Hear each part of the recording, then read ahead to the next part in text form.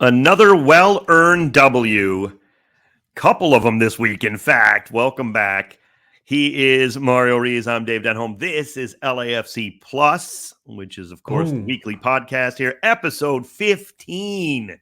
Yeah. What do you do, 555? Or do you do the 1-5? Like, how does it? Let's see. This will be bad. There we go. 1-5. 15, Mario. Can you believe it? I mean, we are flying along here. 15, and actually happy 100 wins, Davey. That's right. LAFC are the fastest club to 100 wins, tied with Seattle Sounders, of course, for that MLS record. But what a ride it's been for you and I from the inaugural season all the way up until now. We keep it going. You've called every single goal in LAFC history. We haven't missed a game. No, we just keep on going, right? Here's the thing. It's funny you say that. I was about to say I've called every single goal and I've called every win.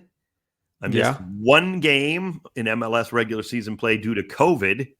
Right. Way back, and when the COVID hit, it was a loss though to Colorado. I stuck Mark Rogandino with calling that match, and it was awful. There was like 2 PKs that Colorado scored. It was kind of a boring game, if I'm being honest. You know, I watched it and like really sick.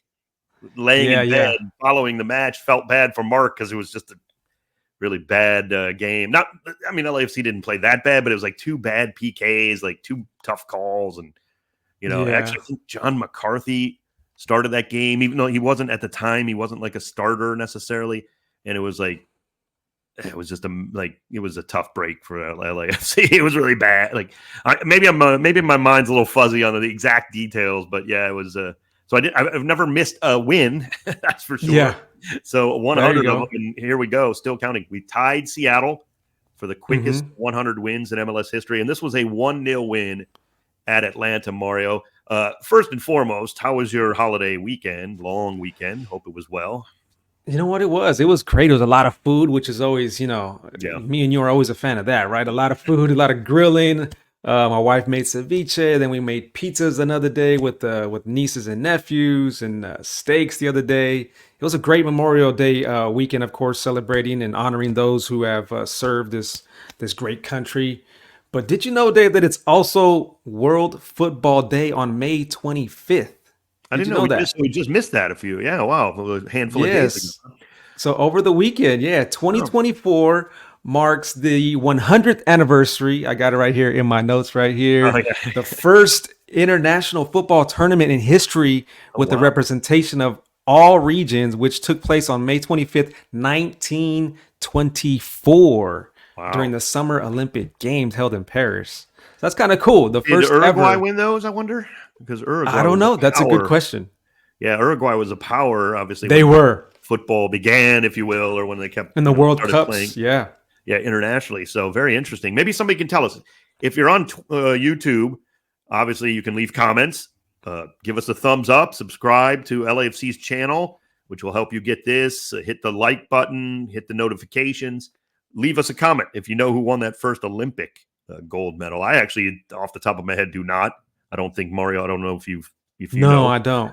So, I'd love to know if you're on some other platform, hit us up on Twitter, Instagram, all that, at Talk Soccer for me, or Dave_Denholm on Twitter. I'm sorry, on Instagram, on Twitter, I'm at Talk Soccer. Mario, I am Mario Ruiz. Yep. Right. At I am Mario Ruiz on social, YouTube and Instagram and all that, Twitter. Yeah, yep. Very cool. And it was a nice 100th win. Tough game. No doubt about it. I mean, it wasn't an easy ride, even though Atlanta's been struggling. We'll talk a little more about them, of course, as part of our plus here. We like to go beyond LAFC if you're just new to the show in episode 15. But Mario, this defense for LAFC just keeps getting it done, right? 4th shutout in MLS play, 3rd consecutive shutout overall. I mean, you can't ask for any better, right? I mean, they're playing well. Yeah, those are the type of wins, Dave, that championship teams are going to have to take care of. And LAFC did that. Just a 1-0, hard fought, just grind out on the road, on that turf. And the formation was a little bit different too, right? With Ilie injured. We're not used to seeing that formation. El Capi, Elias Sanchez was out on injury. But the black and gold had to fight for every single play, every single ball, came out with that victory. The full 3 points on the road, second win on the road back to back. Gotta love that. I agree. And this is what actually the only goal of the game, even though there's a lot of chances, so to speak, half chances. This was the only goal of the match from Mateusz Bogusz after very similar, carbon copy really of the Portland game where a red keeper, Matty Bogusz, forces the red from Brad Guzan. So Atlanta's down to 10. And Bogusz gets fouled outside of the area, so he steps up for the free kick. In the center of the pitch for Mateusz Bogusz with the right foot. Here he comes. From 22, Bogusz, the curler. It's in! Bogusz has done it from the free kick. It's 1-0. A carbon copy of the red card against Portland's Maxime Crépeau. Bogusz makes Atlanta's Brad Guzan pay on the red card. Just a great free kick. It deflected. In fairness, Josh Cohen, the keeper who came in, of course, cold, much like that happened in Portland. He has to face this free kick. He was leaning that way. I don't know if he would have got there had it got past the wall, but it did nick the head of one of the defenders in the wall, and that just changed the trajectory, and that was it for Cohen. He was left stranded, Mario. And I didn't think that would be – I knew it wasn't going to be 0-0. I said that a couple of times in the first half. You could just feel it. But I actually thought there'd be more goals in this match. These two defenses are pretty darn – even Atlanta's is very good. As much as they're struggling, it's not the defensive side for Atlanta, right? I mean, this offense for Atlanta was what's killing them right now. Yeah, I think just, things aren't bouncing Atlanta's way right now, especially with those injuries. Literally bouncing on that turf. But that's bouncing on that turf, bouncing off of the wall that they put up in front of Bogusz, bouncing the wrong way off of that. I mean, that's 9 straight matches without a win for that franchise. That is very rare. And coming up on Wednesday, matter of fact, for Atlanta, who do they have? Inter Miami on the road. Another tough one for Atlanta. So I got the work cut out for them. I got a feeling Leo ain't sitting that one out, which was part of the controversy over the weekend, of course, on the holiday weekend when he did not travel to Vancouver. He and Busquets, they still got the win, by the way, but we'll leave that for another day. But yeah, you're right. 9 straight for Atlanta. That's just uncharted territory for them. I mean, this is a excellent franchise. I got to say, Mario, I'm not saying this is certainly not all his fault, okay? And he has had some injuries lately. But if you're Thiago Almada, your stat line has to be more filled up than this after, 14-plus games. And again, he's missed a few, but it's not like he's missed 10 games. He's only got, 3 goals? I mean, it's just not, something's not clear. And that's not, again, he's got all the talent in the world. I mean, literally a World Cup winner. Yep. Something is not clicking for this team, whether it's, people are putting the pressure on Gonzalo Pineda. You can always point to the coach, of course, because they're just going to take the blame a lot of times. Not that it's all his fault by any means, but Mario, something's got to change. Something's got to change. Yakimakis hasn't been playing as well either, so I think Almada's missing him as well. Yeah, but you got to give it up to Hugo Lloris. Hugo Lloris, that's now a streak of 301 minutes of MLS play that's shut out. So that's the longest. That's the third longest streak in club history for LAFC. Lloris is picking up those clean sheets as of late, and that's expected for Lloris. But the defense is helping them out from top to bottom. They're getting 11 guys behind that ball, putting pressure on that ball, winning that ball. Yeah, it's working out for LAFC just like Cherundolo loves it. You mentioned the form or the formation change a bit with Ilya. We'll talk a little bit about that in case people didn't watch the match or haven't. They still had the 3 center backs, in which LAFC doesn't always do, of course, unless maybe they sub late. Sometimes they'll put in a third center back, take out a forward or something if they have a lead late or whatever. But they had 3 center backs from the get-go, and Omar Campos on the left, Sergi Palencia on the right, where some formations, I think MLSsoccer.com put it out as like a 3-4-3 or something, and I could be wrong on that, but the graphics sometimes that LAFC sent out, it was like a 3-4-3, maybe but it really was oftentimes 4 men in the back. Like if Palencia was pushed up, Campos would stay back on the left, vice versa. But they both do like to get forward. And so there were often times when it was 3 men in the back. It wasn't like a traditional where Campos and Palencia were always in the midfield, like they were just playing out of position. in this game completely because Ilie wasn't in there, so they just pushed them both forward. It wasn't like that necessarily. It wasn't just a strict 3-man backline all the time, but there's a little bit of hybrid in there, and it makes a team kind of struggle a little bit like Atlanta. They are struggling already offensively. I think Steve Cherundolo had this team ready to go with the way they were going to play, and just a nice solid win. They had to hold on late because it went down to 10 men. Edward Atuesta with the second yellow. So Edward's going to miss that game coming up on Wednesday against Minnesota United, depending on when you're listening to this, of course. But yeah, that's a tough blow. But it was just a gritty, I called it a gritty and a gutty win. It wasn't pretty, but you got to do that. In the course of a whole season, you got to have several of these type of wins, Mario. Yeah, not everything was really going LAFC's way, especially some of those calls from the refs, right? Oh. And I know you got fired up on a couple of those plays, especially on this one. Let's check this one out, Dave. I love this one. Here you go. As far as Luongo gets grabbed by Lennon, and that should be a yellow card. A foul is called. Where's the yellow, referee? Oh, come on. Don't give him a talking to. He grabbed him with both hands in his own offensive half. That is weak sauce by the referee. Yeah, Denis Bouanga can't believe that one. I can't either. Dave, I'm a little embarrassed okay? by it now, of course, but I mean, no, Dave, give it to him. Let him have it. I mean, that was a tough one. We were not getting some calls, man. That is weak sauce. It is weak sauce, Davey. Now, again, Mario, when the game is looked at as a whole, the Atlanta United fans were like, "That wasn't a dog so that call against Guzan was ridiculous," But it's the tone the referee set from the first whistle, frankly, that I didn't agree with, because Atlanta then began grabbing like this, and these are little things, quote unquote, but that was so clearly a yellow card. I don't care if that was Brooks Lennon's second on the pitch, right? Yeah. Forget that it might have been his first foul or whatever, blah blah blah. That was such an egregiously yellow. Now it's not a red card. It's not stupid. I'm not trying to be stupid about it. It was just as much of a yellow card as you could get. And Brooks you Lennon clearly see the jersey getting pulled. Yeah, he knows what he's doing. He knows exactly. Like, he doesn't care. He would have been perfectly fine just being putting the hand up if you got a yellow. Like, yeah, let's play on. Of course, I deserve it. And he gives him the dreaded talking to. It's such a garbage way out. And I don't mean that like the referee was garbage all game. Or it's kind of you're wimping out as a referee when you give them a talking to, quote unquote. There are sometimes that's a very good way to ref. Give them the talking to. Not in that instance. It's just such a bailout. Like, it's just so bad. I got to be honest with you. I know, people, and I've been trying to be better about this sometimes, right?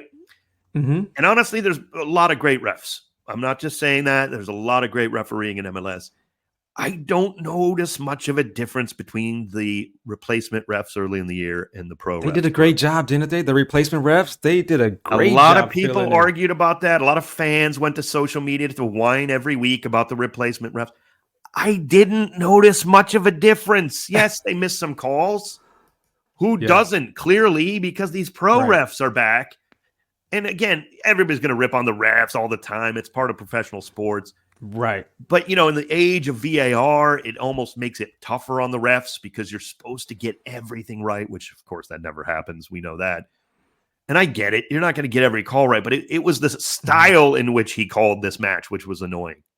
Right? Yeah. It's not just one call. That you can live with.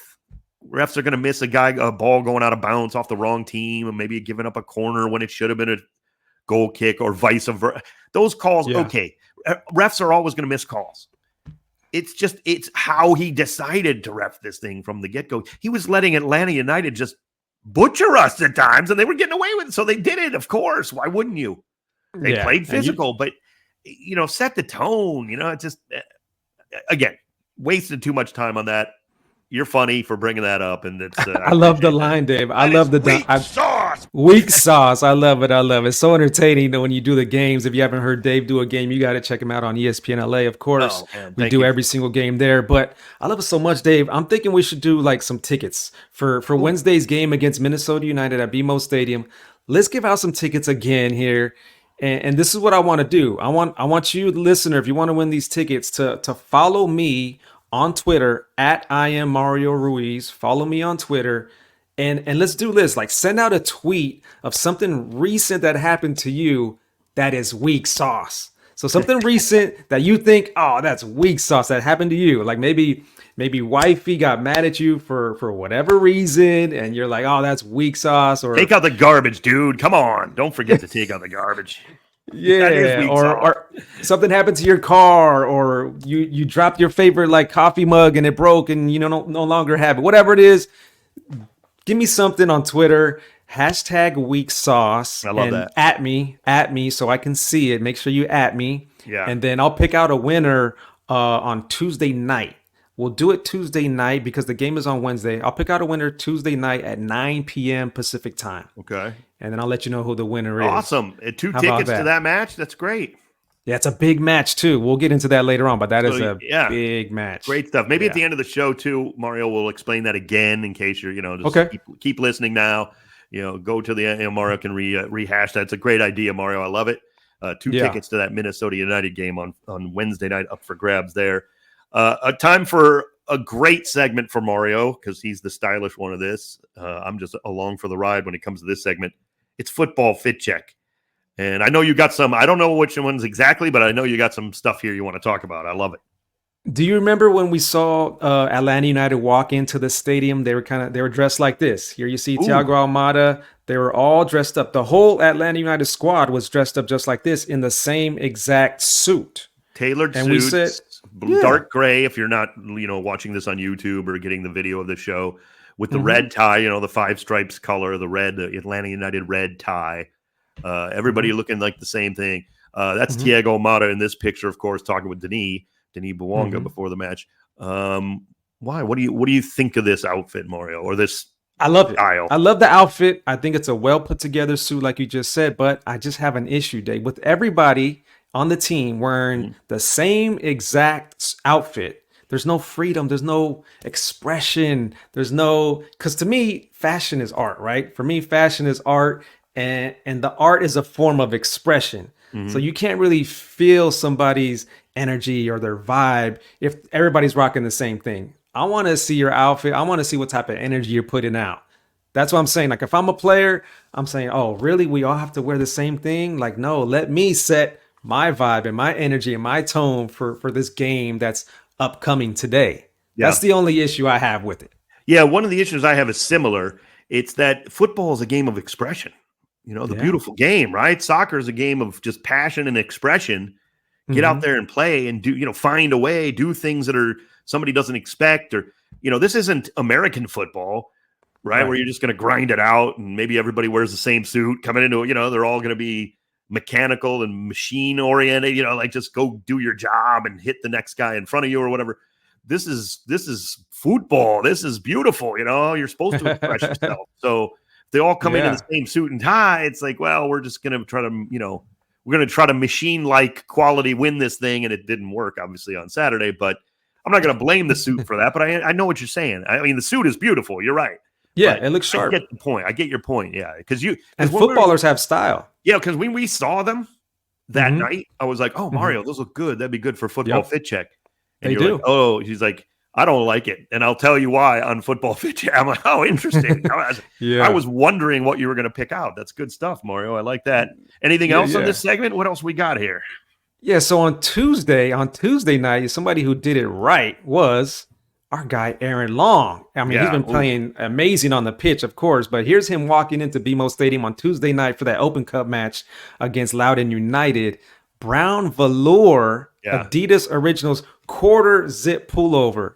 This caught my eye right away. It's simple. It's casual. It's simple, but he did it the right way. And you could tell that he's confident. He's got his chin up. He's rocking it. And he just puts the baby blue jeans combines well with that tan brown color right there. And that's how you got to do right there. Yeah, that picture of Aaron Long just oozes comfort. Like he just looks like he's whatever you want, let's do it. Let's play, I'm very comfortable. I like this color too. It's very much a fall color, which my wife says that I tend to be. So I think it would look good. It's certainly darker than camel, let's say, but not like a hard brown color, like where it's dark brown per se, but it's a little bit in there, nice little shade of, I like it. It's definitely sharp. He looks good. Kid looks good. He always looks good, but this is it's a good look. So you said it, Dave. You said it, comfortable, and that's a huge fashion tip that I always share with people: is wear what makes you feel comfortable, right? Because if you're trying to do something that's out of your comfort zone, that's not authentic to your style, the people are gonna notice. We're gonna notice right away, and the clothes are just not gonna sit right on your body. So wear something that's comfortable and rock it with all the confidence. That's my fashion tip for everybody out there. And I actually went online, I looked for this, and I found it very easily. So just type in there velour Adidas pullover, you'll find it right there if you want to pick it up too. But I loved it. So I got myself one. Yeah. Oh, you did? Nice. Very good. You live what you practice what you preach here on Futbol Fit Check. I know that firsthand from Mario Ruiz. He's always ready to go with his outfits, his style, his stilo, if you will. Yes. I appreciate you, man. Your football stilo is top notch, no doubt about it. But another guy who has no trouble styling on the pitch and off is part of our history, Mario, as we continue with the show. And that is the great Diego Rossi. Just keeps doing it, does it again over the weekend with Columbus. 2 goals against Orlando on MLS season this year, 4 goals now, 5 assists. Oof. But it's also in Champions Cup, right? Yes. And Diego doesn't, again, no disrespect to maybe a team who's playing in the earliest rounds of Champions Cup, small, maybe Columbus jumped in when it was the heavyweights, right? They got they get the buy into, and he's playing, Liga Meki sides that are just giants, and 3 goals and 1 assist in CONCACAF Champions Cup to get them into the final, or be a big part of getting them in the final. So you couple that together, 7 goals, 6 assists in all competitions, when really they've got both eyes on that big prize. So you could, MLS is kind of on the back burner right now for Columbus, and yet he's still getting it done. That team is still getting it done. So kudos to Diego. We love Diego Rossi, except for when he's playing us in the MLS Cup, of course. But just getting it done. And 48 goals in MLS regular season play for LAFC. Always scored big goals. MLS Golden Boot when we didn't even have Carlos that season for most of it because of COVID, the COVID stuff. And obviously Carlos elected to sit out for that. And Rossi just went in and, hey, I'm going to go ahead and lead the league in scoring. It was just amazing. Always was just pure entertainment. Great guy, good kid. Like we say kid because when we met him, when we first met him, he was 18, 19 years old. Yeah. So he's obviously a true professional. So we wish that nothing last but match, the best Dave, for him. Yeah, of course. Nothing but the best for Diego. In that last match, he knew that Cucho wasn't there in the game. He wasn't available. And he said, I'm going to step it up. And indeed he did. He took that game and he got the brace. He does have a tremendous group around him in Columbus right now with all the players around him. And he also has a great coach in Wilfred Nancy. So everything's just working well for him. And of course, he is going to be a part of our history forever and ever for one of the biggest goals in history of LAFC. Of course, that first ever goal in Seattle back in 2018. Who can forget that one? Yeah, and it's funny that you mentioned it, and good point about Cucho not being there, because with Cucho there, it's not likely that Rossi's going to have the kind of season where he has 20 goals necessarily. That's not really his overall job with Columbus. He got a lot of responsibilities, goals, assists, everything. So, but he can take over. He can, yes, if needed. And we saw that all the time. Of course, now he didn't need to all the time with LAFC. He had a lot of weapons around him. Carlos Vela was obviously one of the greatest, players in MLS history. Had the best season in MLS history, bar none. And so he didn't always have to take over, but boy, when he needed to, or if he needed to, or if he wanted to, he could do it. And so it's not a surprise, it's no surprise that Cucho goes out and Rossi says, okay, well, I'll go ahead and step up and do it then. That's fine, he's definitely a big part of LAFC's history, and he's a big part of MLS history because he's still going. And, now he has a title himself. He missed out with LAFC, of course. He was already gone from us when we won our championship. He is an MLS Cup winner as well, unfortunately, for the time he did it. But nothing but praise for Diego Rossi. He's just a fine professional as well. So, and real quick, Dave, just a little bit of props to Wilfred Nancy in that last MLS game against Orlando, because, he could have rotated a lot in that, and he chose not to rotate. He wants to win in MLS as well. He knows they're in the hunt, and he knows he's got to, rack points in MLS as well. And only one he rotated, I think, was Cucho. That was about it. The rest of the lineup, it was the same 11 that he tries to go with every single game. The strong lineup.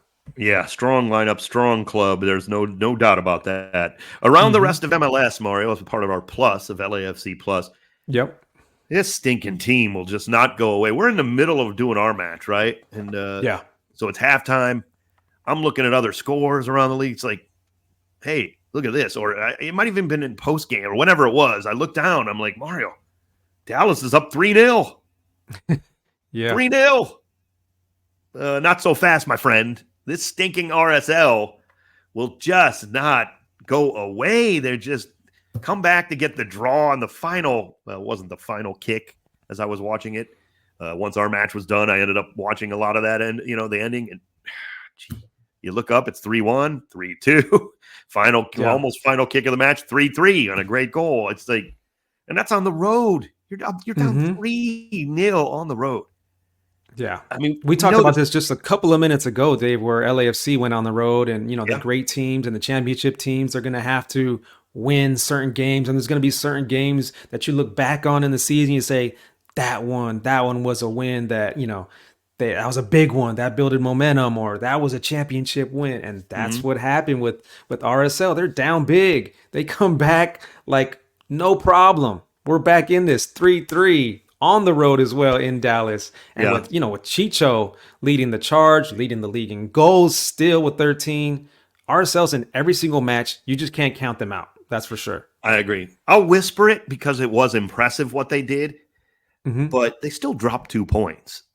Now, it's on the road again. It felt like a 3-3 win, right? The way it happened. Just in terms. But if you're talking about this going into the match, I'm not going to hate if we can get a win in Atlanta, which we did. If they drop points in Dallas, okay, that's fine, I guess. It would have been better, I guess, if they had lost. But, then Dallas doesn't pick up the full 3 either, although they're, buried at the bottom of the table. But so, it was like that's too bad that RSL got the draw based on how we want to get, we want to gain on them. We still picked up 2 points on them. So, and we do have a game in hand on them. So, it's like, okay. It could have been worse, as crazy as that sounds. But, boy, they just do not go away. Mario, next up, the curious case of Philadelphia, the Philadelphia Union. And here's why I want to ask you about these next 2 teams. In fact, Philadelphia first. What is going on with the Union that they don't lose on the road? 3-0-5. Now, a lot of draws, but, just the style they play. They are very tough defensively. They're going to pick up some draws, especially on the road. But they're 3-0-5 on the road. Haven't lost. 1-4-1 at home in Subaru Park in Chester, PA. That is weird. Now, it is very weird, Dave. That is. I mean, how do you? I'm not expecting you to explain that. What about the Union? Are they still a threat to you, like in terms of the East, and like you still feel good about them overall? I mean, how do you feel? Yeah, with Curtin as their coach, of course, they're always going to be a threat, and I think he has them up for the games that are on the road, and he knows how tough it is to win games on the road. So that might explain why they play so well on the road. And some teams do not. They go in already psyched out, of course. Just going up against the supporters on the opposing team and maybe the turf or but Curtin's teams, those teams they're ready to go every single match, and especially on the road. So that's a big thing. Yeah. I don't know, the stuff that's going on at home, I can't really call it. I haven't really watched enough of their games at home, but that's very interesting. That's a great question from you, Dave. 4 losses at home for them feels like a whole season's worth and then some. That is a lot. Yeah, that is too many for Philadelphia. Yeah, at home, that just seems like. They got to figure that out. Yeah, that's definitely not their MO usually. Next team I wanted to ask you about, Mario, to wrap this up, the segment around the rest of MLS. What do you think about Charlotte? I'm going to do it in a funny little quirky way here. Should we crown them or not yet? And I say that because, they're 6-5-4. But, boy, their defense, they've only allowed 13 goals in 15 matches. Now, they've only scored 14. Yeah. But as we always talk about, if you're rock solid defensively, you're going to pick up a lot of 1-0s.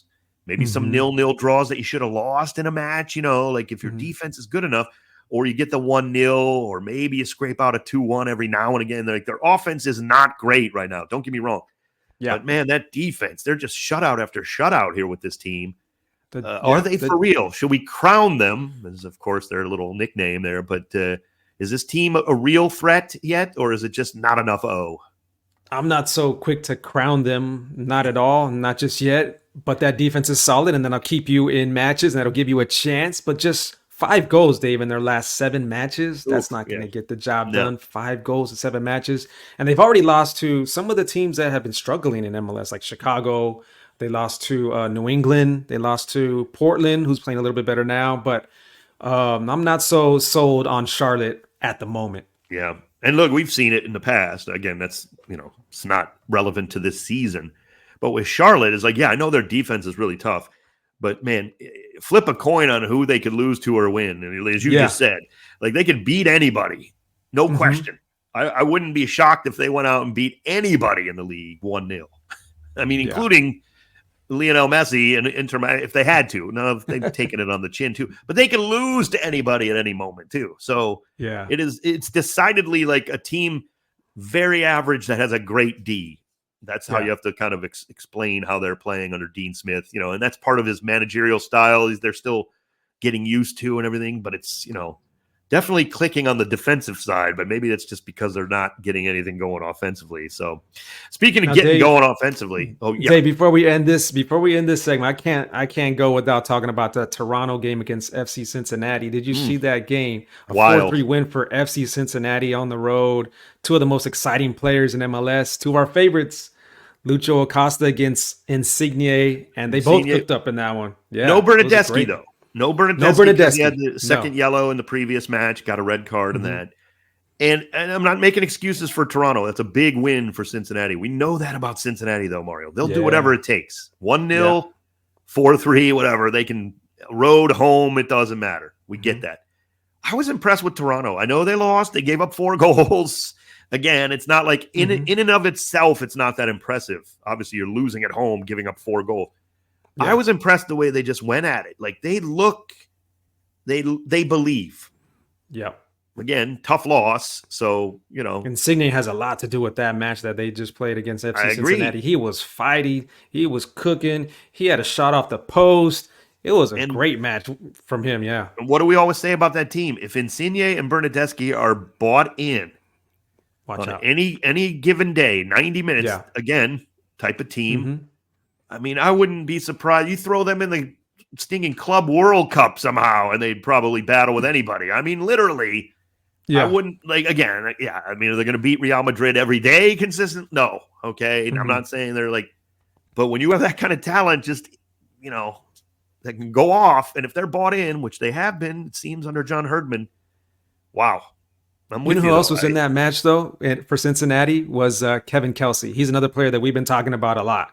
Yeah. And over the weekend, he had another goal. Yeah. And he's part of that triple threat that they have. They're so dangerous. Kelsey, Acosta, and Arellano. That's deadly right there. Oh, Arellano. Oh, that kid is so good. 3 goals did he have in that match? Did he have the hat trick?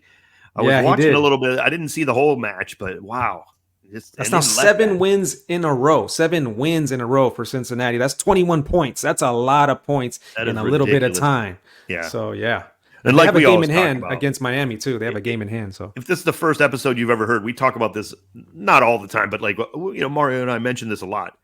He mentioned 7 wins in a row because this is not La Liga where Real Madrid has 1 loss all year. This is not the Bundesliga where Bayer Leverkusen doesn't lose, or Bayern Munich is always going to beat people, or even the Premiership where Man City's going to have 3 losses all season. MLS, you take it on the chin more than in bigger leagues. There's parity. 7 wins in a row is absurd. This is just how much you can climb up. Yeah, I mean, they and Inter Miami are just creating so much space at the top of the table in the East. It's just because it's hard to hang on to that. When a team or 2 teams goes in a hot streak like that in MLS, it's just, wow, unbelievable stuff. Great stuff. Wednesday coming up. If you're just listening to this, if you're a little late, the game's already going up, but Wednesday night at BMO versus Minnesota United. We know how tough they are, 2-0 in Minnesota early in the year. So this is the rematch, if you will, for LAFC. We need a victory. No Eduardo Tuesta. That will be difficult. We'll see how Steve Cherundolo and his staff kind of juggle the lineup now this way. We still don't know about Ilya Sanchez. We'll see how that kind of plays out, Mario. Pre-game at 7 o'clock. It's on the ESPN LA app for sure. You can always hear it on the ESPN LA app.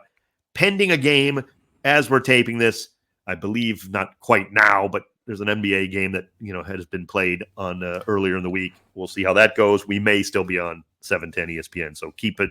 Go to Twitter, hit me up on Twitter at Talk Soccer, or you can go to Mario's Twitter, and he has a contest for you that we want to reiterate just in case you missed it. Yeah, so what we want to do with this contest is follow me on Twitter at I am Mario Ruiz. And the phrase, what was the phrase that you had, Dave? This is weak sauce. Weak sauce. That is weak sauce. That is weak sauce. That's not me. Okay, so by the way, that's Mario. Having a little fun with that. So you, the listener, hit me up on Twitter with something that's happened to you recently in your personal life that is just weak sauce. Whatever, something happened to your car or whatever it is, just tweet me and at me as well. I am Mario Ruiz, and I'm gonna pick a winner on Tuesday night at 9 p.m. and Pacific. I'll send that winner out. So you have time. Pacific time. Of course, if you're winning tickets to an LAFC match, probably best if you're not in Alberta, Canada, or you know what I mean, or something. Let's try to be in the LA area if you can help it. We do have a lot of listeners and followers all over the place. We appreciate you as well. But in this case, yeah, it's for the LAFC match coming up Wednesday night against Minnesota United. Great stuff, Mario, as always. Episode 15 flies by, as they usually do. Incredible. LAFC is hot. This show is hot. Subscribe, rate, review, wherever you're on your podcast, or if you're on Twitter, if you're on YouTube and you watch the show, give us the thumbs up, subscribe, leave a comment. It all helps. I don't know what those algorithms do out in that air, but it's, it all helps supposedly. So that's what they tell me anyway. But always a pleasure, Mario. Great stuff, man. We'll check it out. We'll see you Wednesday night for that match. Yeah, likewise, Dave. Yeah, that's a big one. That's a big one on Wednesday. Black and Gold are just 1 point under Minnesota United, so it's a massive one for the Western Conference clash at BMO Stadium. Will LAFC leapfrog Minnesota United? We shall see. Join us right there at BMO Stadium or on ESPN LA. Thanks for listening. We appreciate it.